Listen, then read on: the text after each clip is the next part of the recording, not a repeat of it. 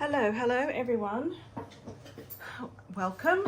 Thank you for joining me. My name is Monica Formosa and I'm an independent Stampin' Up demonstrator here in the Wide Bay area of Queensland, Australia. Thank you so much for joining me today. We are creating a card for the Stampin' Around the World video hop. And this month for April, we've been asked to create a birthday card, and to set myself a little extra challenge, I've decided to do a male birthday card because we all know how tricky they can be. Okay, so you're starting here with me with Paper Happinessity with Monica. The other blog hoppers, or video hoppers, are listed in my description box below this video. If you click on more in the title and then go down and click on more again, you'll find a full list of everyone that's doing a video for the month of April. All right, so this is the card that I'll be recreating. Really simple, a little bit of die cutting, but otherwise, because it's masculine, I don't really go over the top with those types of cards. So I haven't even put any bling on there or anything, but no, that doesn't mean that you can't. So for this card, I used the Country Birdhouse Happy Birthday. I kind of went through my little collection of stamps and found something that was just a little, not too flowery, not too scripty, because, you know, some men may not like that, but if you've got a man in your life that doesn't mind that type of font, by all means use whatever you have. Okay, and then I used this lovely little die from Happy Little Things Dies. This is a new release in our online exclusives. You won't find this in a catalogue anywhere, so you have to go online and discover those little beauties. The stylish shapes, I think it was the third smallest. Let me see. Yes, so the third smallest to create my circles. And I love these dies because they give a faux stitching on both the inside and the outside. So it gives a lovely finish to your die cuts. This card uses the Bright and Beautiful 6x6 designer paper, and this is literally all I have left out of this packet. A couple of favorites still in there, but not much left of that one. To stamp my sentiment, I went with Misty Moonlight ink, and that's because I've stamped onto a colored cardstock. Now, I believe this one could be Granny Apple Green, but I've changed it up to Parakeet Party for this one. And you could go navy by all means, but I just thought, because we're stamping on colored cardstock, I thought the Misty Moonlight would probably darken to more of a navy color. I've got my black Stampin' dimensionals. These come in a pack with 2 sheets of the large size and 2 sheets of the smaller size, and I've used them in this card. Okay, now I have done, as per usual, I have done a little bit of prep beforehand. I'm going to sit that up there so everyone can see. Okay. Now, this does need a little bit of measuring to begin with. And what I've done, just to give it a little bit of stability, I've added black cardstock to the back of my DSP. Now, you could easily use, if you wanted to, and then attach the dimensionals. Now, if you didn't want to do all that, you could easily use the foam adhesive adhesive, or whatever it's called, the foam adhesive. It's double-sided, so it's sticky on this side sticky on that side, and then you peel, you cut down the piece that to the size that you want, you stick it down, and then you peel off the back and you can use that a little bit like dimensionals to add your dimension. So that would be another way if you didn't want to back it with the black cardstock. Okay, so I have done my die cutting, and basically all you need to do is find the middle and cut that one first. So I measured, and if you have grid paper or even a ruler, I found the middle of my sorry, I'm getting ahead of myself. Your grid, if you have grid paper, there's a measurement. Well, I've got mine flipped around because I find it easier to use this on this side, closer to me, but it has a ruler on either the top end or the bottom end that you can use to get that middle section. And then I have, where are my dies? Over here. So then I've gone in with a little pencil and roughly, and then I've just marked either side of that where I think the middle would be. Okay, and then from there I've gone again this side and then this side. So get your middle first because it is so much easier.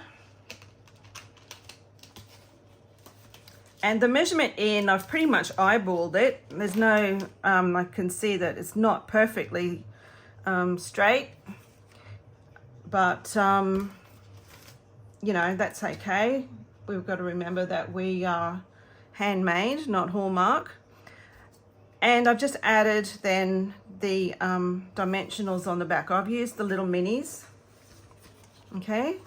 I've also cut a strip of the same DSP, and I'm going to adhere that. Now you could go along the bottom, or you could go across the side here. And we're going to put that down and then just trim that off. You can use your grid paper again, or a ruler. That's not too bad actually, and we'll trim that off.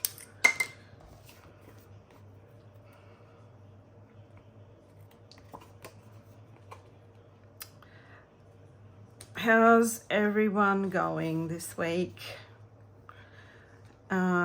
We've had lousy weather. I desperately needed to get my washing dry today, and the rain, it looked promising to begin with when I first got out of bed, but yeah, no, the weather had other ideas. I'm going to put this on this side just to make it a bit different. If you're using a lighter cardstock, you probably don't need to add that piece of white, because it's navy.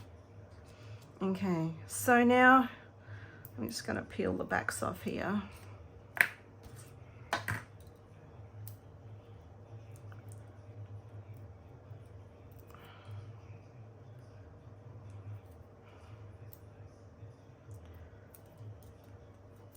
I think this takes just as long as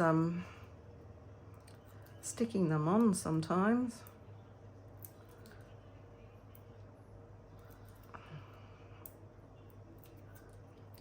And then I also like to add just a little tiny bit of glue, just to give me a little bit of wriggle time.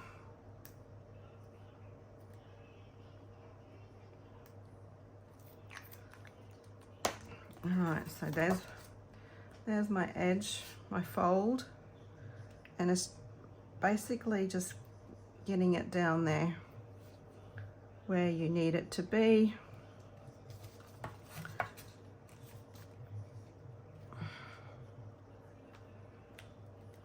And having that little bit of that extra cardstock on the back just supports it also. And you really don't need to use quite as much. And that's going to stick up. Quite as much. So now I think that goes there. And it's just a matter of flipping those, flipping the circles and creating the design. And again, I'm going to have got backs everywhere. Tell me, what's worse than dimensional backings? Mini dimensional backings everywhere? Because they do. Those little suckers get everywhere. Okay. Oh. So I'm just going to marry those up. Come on.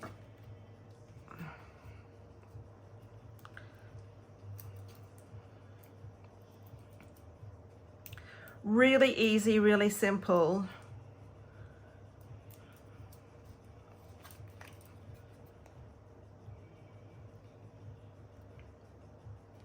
Again, just adding a little bit of glue, to give me a little bit of wriggle time.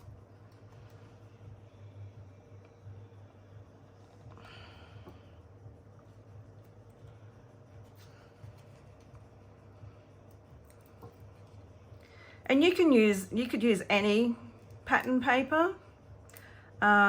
This would make a lovely a card for a teenager or a tween, or even a child if you want to go that far. A little bit of glue. There we go.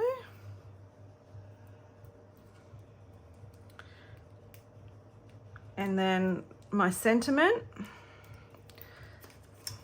Let's see if I can get this straight. I'm going to add a little bit of glue here, a little bit of glue here. And because I'm putting this across this side, I haven't added dimensional, but I will add a little bit of liquid glue there. Liquid glue is my favorite, I have to say. I love using liquid glue. All right, I'm just going to hold that in place for a moment. There we go. How easy peasy was that? All right, so you've got the inside with that little bit of design from the front. And there you have it. And like I said, because it's for a male, I wouldn't, well, that's not even straight, right? I normally don't put too much else on there, but if it's for a teenager, you might want to add a little bit of bling, a little bit of sparkle, maybe even a ribbon, if that's what you feel like. It's entirely up to you. It's your design, your card. You're the one that's making it, so you've got to be happy with it. Okay, so yeah. Okay, guys, that's it from me. I hope you enjoyed that. There's both cards side by side. I hope you enjoyed that. Thank you, everyone, for being here and watching. And if you have any questions, please put them in the comments below, and I will get back to you. And we'll see you all again next month. Bye for now.